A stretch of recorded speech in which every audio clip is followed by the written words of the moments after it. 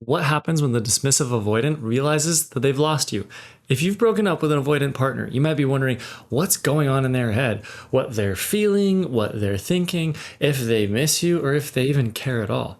In today's video, I'm going to answer those questions, but more importantly, I'm going to show you exactly how to move forward, heal after a breakup with an avoidant partner, and also share a few things with you that you want to consider before you even think about getting back together with your ex. So, if you've ever been with somebody who pulls away the second things get close, or somebody who seems more into their independence than they are into the relationship, or somebody who acts like the breakup doesn't really matter or touch them, chances are you're dealing with a dismissive avoidant.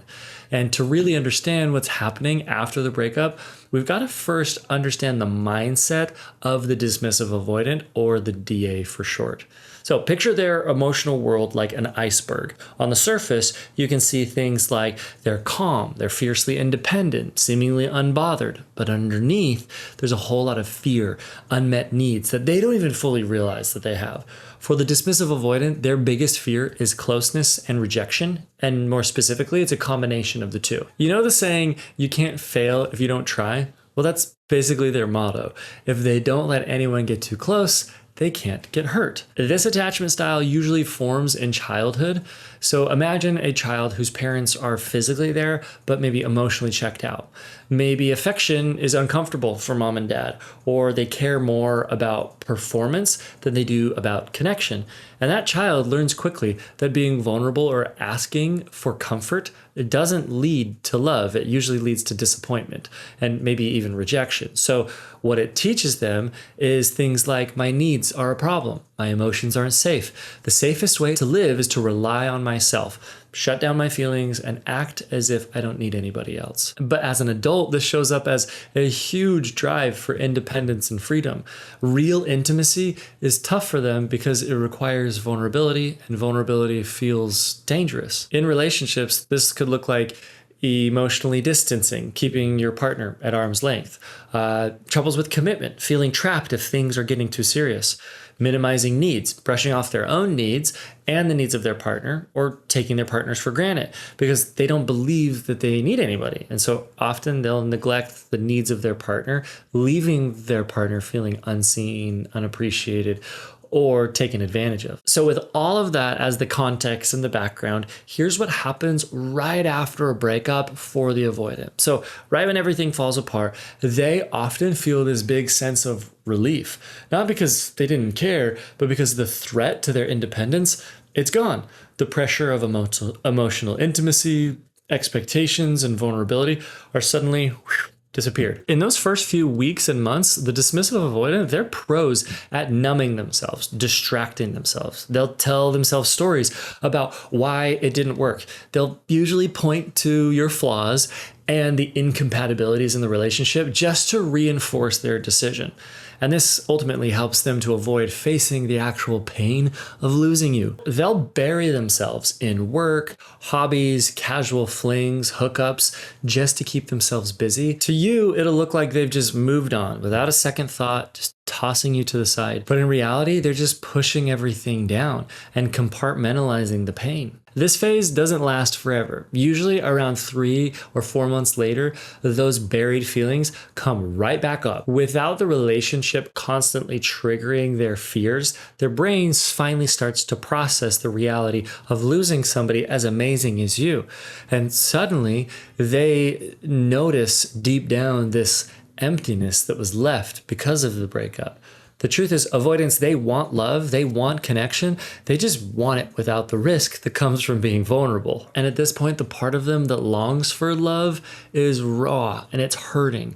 They start to remember the parts of the relationship that were good, the comfort, the kindness, the laughter, security that you gave them. They realize that you were meeting emotional and some practical needs that they can't easily meet on their own. And that's when the real struggle starts to set in. And it often shows up as feelings of loneliness, this deep sense of isolation, regret, realizing that something amazing and valuable has slipped away. They start to feel maybe depressed and heavy, helpless, realizing that they can't fill the void. And for them, this is extra confusing because they've told themselves that they don't need anybody. They maybe even start to idealize the relationship, romanticizing the parts of you or the good parts of the relationship while forgetting about all of the moments that triggered their avoidance. And really, this is a tough season for them because they have a hard time knowing how to process these emotions. Oftentimes, they have a difficulty even putting it into words, even for themselves. And this is why you'll rarely see a dismissive avoidant come right out and tell you, I miss you, I messed up. Instead, their way of reaching out is usually kind of roundabout and a little confusing for you.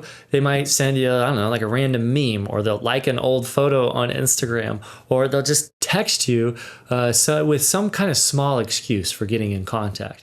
And this is their way of testing the waters to try and connect without risk. But them coming back and giving you this attention doesn't mean that they've transformed or magically become a different person. They're now just soothing the pain of losing you by trying to bring you back into their life. And if they're successful, then the same old patterns that existed in your old relationship are gonna happen in your new relationship. So yes, understanding this about the dismissive avoidant is helpful. It gives you context. It maybe hopefully gives you some compassion for yourself, some clarity on what you want in future relationships. But most importantly, I want to help you focus on yourself now, understanding what you can do to really move forward and heal, reclaim your power, reclaim your authenticity and who you are. So here are 4 practical things that you can do to heal after a breakup with an avoidant partner. And there are tons of coaches and people online telling you to go strict no contact forever, leave them, never look back. I'm not going to tell you that, because are there times when relationships can work, when repair is possible, and that a healthy dynamic is on the horizon? Sure. But only if the avoidant does their personal work to heal their attachment style and they can fully show up for you.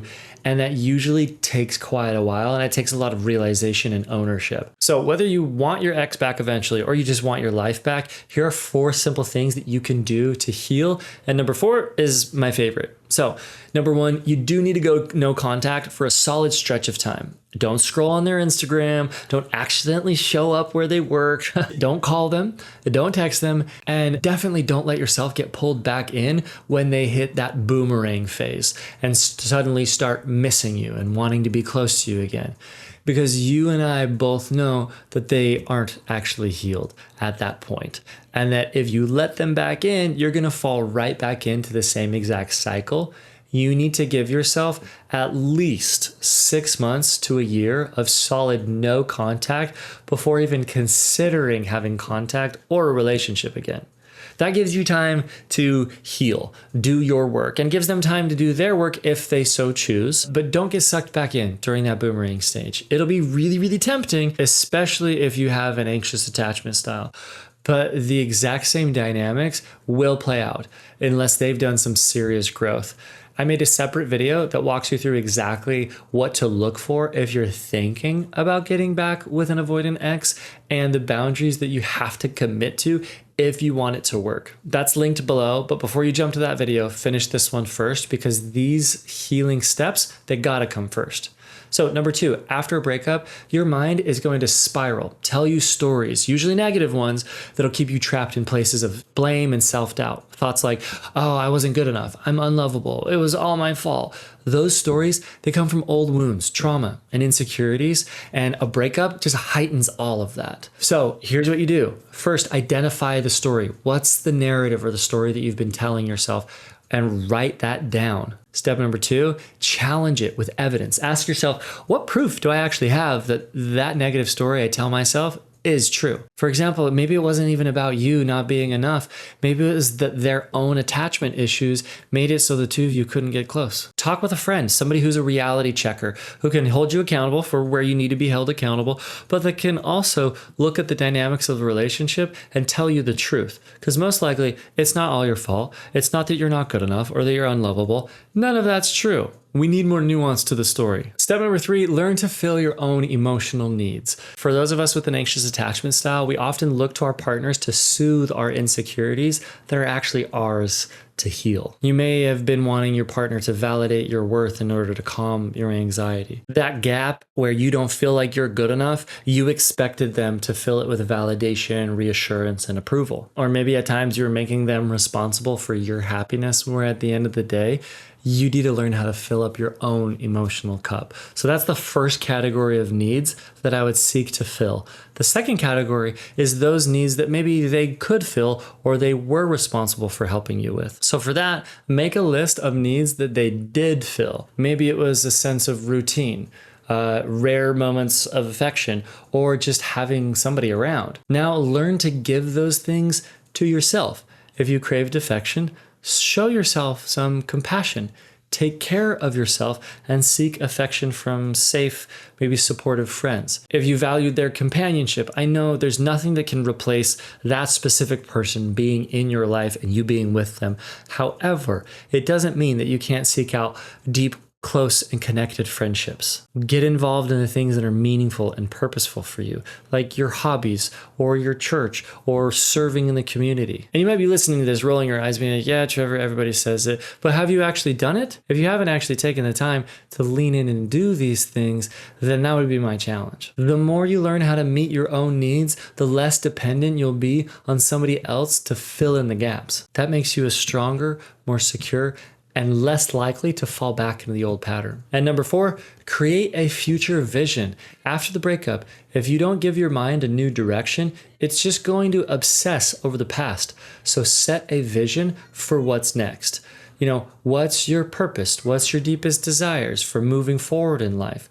What does the ideal future look like for you with love, work, health, growth, all of it? And then plan it. Break down exactly how you want to get to where you want to go and start taking small daily actions towards that. Make it your goal to build a life that's so rich and full that it becomes this anchor that no matter what happens in life and in relationship, you feel okay. It's like the difference between being a boat on the water and a lighthouse. The lighthouse is firm no matter what's happening around it. And when you're excited about the future, the past really loosens its grip on you. If you're attracting avoidantly attached partners consistently, most likely you probably have an anxious attachment style. There's a whole bunch of psychology behind why an anxious attached person attracts the avoidant, but that's a whole separate video. But in short, there's fears like abandonment and the belief that you're not good enough, pulling you towards these kinds of relationships and keeping you stuck in them. To break the cycle, you've got to go deeper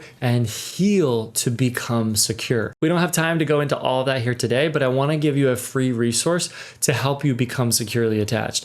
In the description, I've linked a free training where I walk you through 4 key shifts you need to make in your healing process if you want to go from anxiously attached to secure.